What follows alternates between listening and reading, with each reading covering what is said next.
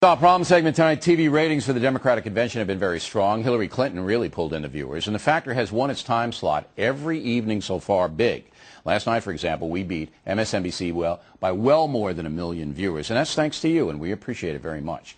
There's also a lot of trouble at NBC News. Reports all over the place have their commentators fighting on the air, and even Tom Brokaw is involved.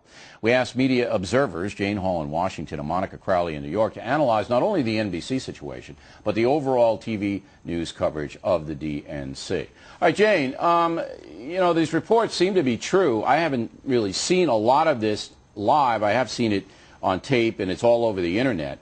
But there's a tremendous amount of acrimony on the air at NBC. Have you seen that as well? Well, I did see. I saw some of it live, and then I looked on YouTube today and saw 52,000 hits of, you know, Joe Scarborough getting into it, you know, with a colleague and really going after each other. I think that this speaks to a tension between that you've been talking about, and frankly, I was resistant to. I'm beginning to think you may be right. There's a tension between traditional NBC News, which is Tom Brokaw's, you know, meat and potatoes, and he's now back on. He's even been critical of some of the MSNBC analysts, such as Chris Matthews, on the air in real time. I think there's tension between doing opinion news on MSNBC.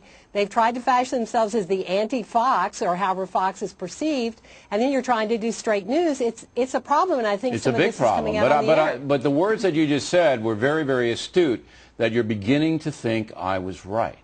So I knew you'd like that. When I hear those words, Monica, yes. you know. But look, here's the deal. This brand, NBC News, has been around since the beginning of television.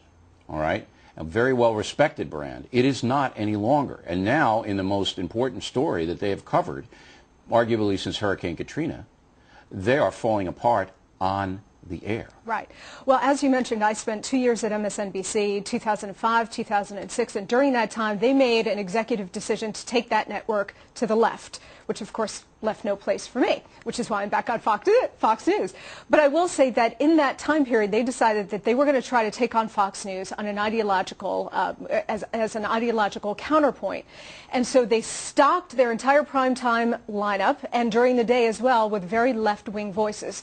What you saw during this convention, the meltdowns that you saw on the part of Joe Scarborough and some of the other anchors there, between themselves, on the air, off the air, is because there's only so long that a network can go out and tell a lie about being objective, about doing straight reporting, while their on-the-air product is completely biased. Every second of the day is chock full of left-wing bias. Now that's okay, but their straight reporters are it. even doing that. Their straight reporters are even tilting the news. That's exactly so you can argue about O'Reilly or Hannity or whatever opinion you want to form about us, but we're commentators. But you can't argue about our hard news people at Fox News. They report straight.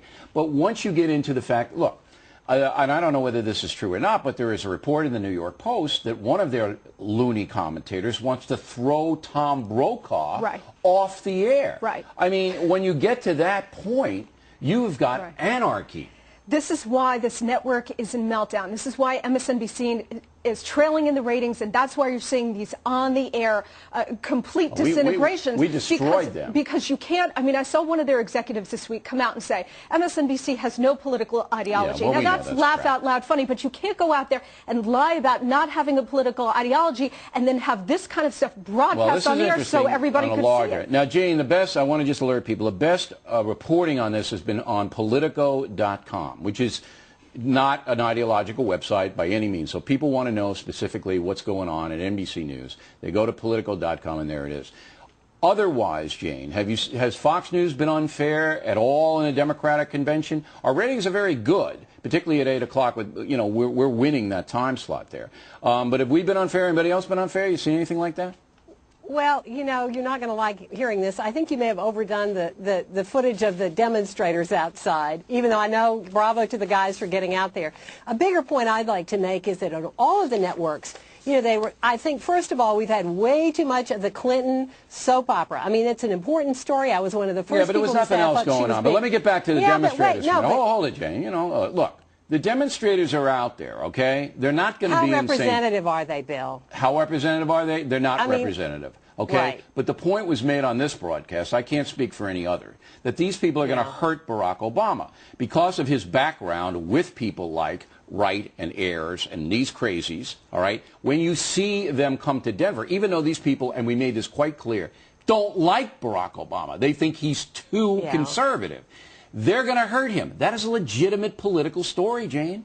Well, okay, but I mean, I'll tell you another bigger point. You know, so many people were complaining in the media about how there was no red meat, but so often, you know, you had Claire McCaskill who gave a semi-red meat speech. The networks kept turning away. I mean, far be it from me to say people shouldn't make money stating their opinions. Oh, that's but Jane, that's what C-SPAN is for. Away. If you want to see the things, you go to C-SPAN. Say that. Yeah, but look, I'm in business to get eyeballs. People come to me for analysis. Yeah, but people were criticizing the Democrats for not giving speeches, which in fact nobody was covering. I didn't criticize them. I think they're all bloviators. I think they're all BSers. You know, I took them apart tonight, and I'll go to St. Paul and I'll take them apart. It's easy. Okay.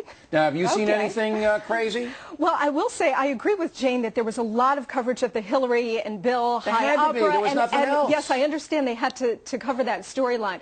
But I think it got a little distracting. And also, look, when the networks covered that high drama, and then they were covering how panicked the Democrats were because Obama's poll numbers weren't ticking up, those reports weren't out there to help Republicans, and they weren't out there to try to hurt the Democrats. Those reports were out there to try to light a fire under the Democrats, to try to help them get their acts together so that in the final couple of nights I don't know about anybody else, but I report the poll numbers just so the folks know the poll numbers. I'm not trying to light anybody's fire. But Bill, no, what I'm saying is that the other networks were covering these stories about how panicked the Democrats were in order to try to help the Democrats Monica, get their acts together. NBC News, absolutely.